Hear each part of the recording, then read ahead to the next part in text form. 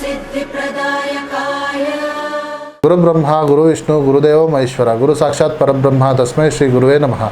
ನಮಸ್ಕಾರ. ನಾನು ನಿಮ್ಮ ಪಂಡಿತ್ ಲೋಕನಾಥ್ ಭಟ್ ಮಾಡುತ್ತಿರುವಂಥ ನಮಸ್ಕಾರಗಳು. ಇವತ್ತಿನ ಈ ವಿಡಿಯೋದಲ್ಲಿ ನಾನು ಮೀನರಾಶಿಯ ಭವಿಷ್ಯವನ್ನು ತಿಳಿಸ್ಕೊಡ್ತಾ ಇದ್ದೇನೆ. ಈ ವಿಡಿಯೋ ನಿಮಗೆ ಇಷ್ಟವಾದಲ್ಲಿ ಈ ವಿಡಿಯೋಗೆ ಲೈಕ್ ಕೊಟ್ಟು ನನ್ನ ಚಾನಲ್ ಆದ ರಾಯರ ಭವಿಷ್ಯಕ್ಕೆ ಸಬ್ಸ್ಕ್ರೈಬ್ ಮಾಡಿ.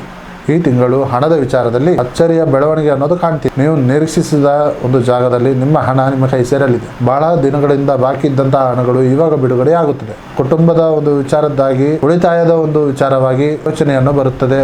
ಆದರೆ ಭಾವನೆಗೆ ಒಳಗಾಗಿ ಯಾರಿಗೂ ಕೂಡ ದೊಡ್ಡ ಮಟ್ಟದ ಹಣವನ್ನು ಕೊಡಲಿಕ್ಕೆ ಹೋಗಬೇಡಿ. ಇನ್ನು ಉದ್ಯೋಗದಲ್ಲಿ ನಿಮ್ಮ ಶಾಂತ ಸ್ವಭಾವವೇ ನಿಮಗೆ ಒಂದು ಹೊಸ ಹಾದಿಯನ್ನು ಹಿಡಿಯುತ್ತದೆ.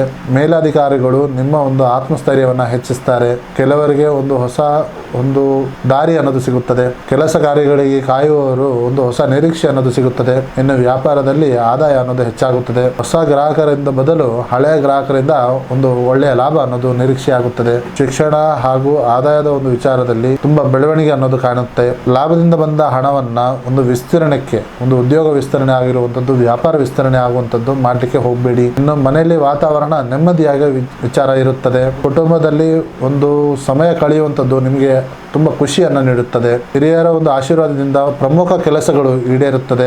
ದೂರದಿಂದ ಬಂದಿರುವಂತಹ ಸಂಬಂಧಿಕರನ್ನ ಭೇಟಿ ಮಾಡುವಂತಹ ಅವಕಾಶ ನಿಮಗೆ ಸಿಗಲಿದೆ. ಇನ್ನು ಪ್ರೀತಿ ವಿಚಾರದಲ್ಲಿ ಈ ತಿಂಗಳು ಕ್ಷಮಿಸುವಂತಹ ಮನಸ್ಸು ಒಂದು ದೊಡ್ಡ ಪಾತ್ರವನ್ನು ನಿರ್ವಹಿಸುತ್ತದೆ. ಮನಸ್ಸಿನಲ್ಲಿರುವಂತಹ ನೋವನ್ನು ಬಿಟ್ಟು ಮುಂದೆ ನಡೆಯುವಂತಹ ಪ್ರೀತಿ ನಿಮಗೆ ಗಟ್ಟಿಯಾಗಿರುತ್ತದೆ. ವಿವಾಹಿತರಿಗೆ ನಿಮ್ಮ ಸಂಗಾತಿಯ ಒಂದು ತುಂಬಾ ಬೆಂಬಲ ಇರುತ್ತದೆ. ಕುಟುಂಬದಲ್ಲಿ ಒಳ್ಳೆಯ ಒಂದು ವ್ಯಕ್ತಿಗಳ ಒಂದು ಸಂಬಂಧ ನಿಮಗೆ ಸಿಗುತ್ತದೆ. ಇನ್ನು ಆರೋಗ್ಯದ ವಿಚಾರದಲ್ಲಿ ಮಾನಸಿಕವಾದ ಶಾಂತಿಗೆ ಒಂದು ಹೆಚ್ಚಿನ ಒತ್ತಡವನ್ನು ನೀಡಿ. ಹೆಚ್ಚು ಚಿಂತಿಸುವುದರಿಂದ ಒಂದು ನಿಮ್ಮ ನಿದ್ದೆಯನ್ನು ಹಾಳಾಗದಂತೆ ನೋಡಿಕೊಳ್ಳಿ.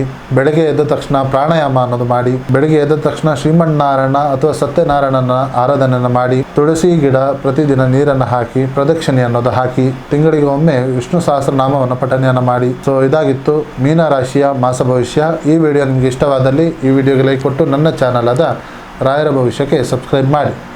ಹಾಗೂ ನಿಮ್ಮ ಸಮಸ್ಯೆ ಏನೇ ಇದ್ದರೂ ಸಹ ನೇರವಾಗಿ ಬಂದು ಭೇಟಿಯಾಗಿ ಅಥವಾ ಈ ಕೆಳಕಂಡ ನಂಬರ್ ಕರೆ ಮಾಡಿ. ಧನ್ಯವಾದಗಳು.